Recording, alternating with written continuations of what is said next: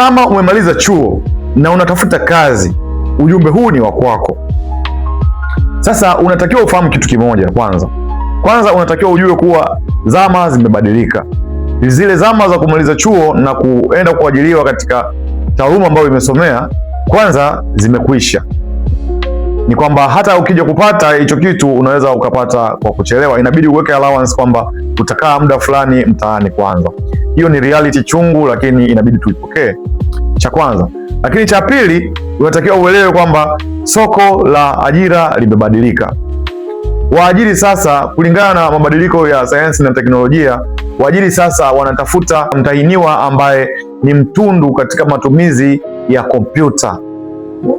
Sasa kama ulichukulia kama swala ambalo ni optional, kwamba matumizi ya kompyuta ama ujuzi wa kompyuta ni swala ambalo ni optional, I'm very sorry to say kwamba utakuwa unakuta unazidiwa na wale ambao waliamua kujifunza kompyuta, kwa sababu unapoenda kwenye interview, moja kati ya vitu vinavyoweza kukupa credit katika interview hiyo ni pamoja na kudeclare kwamba unajua kutumia kompyuta vizuri.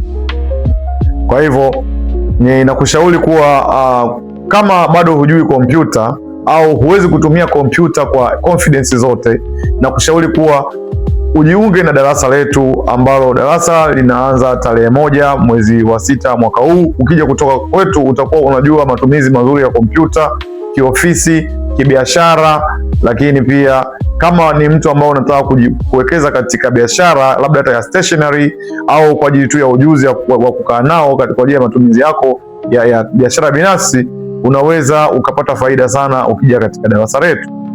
Namba zetu za simu ni hizo hapo chini.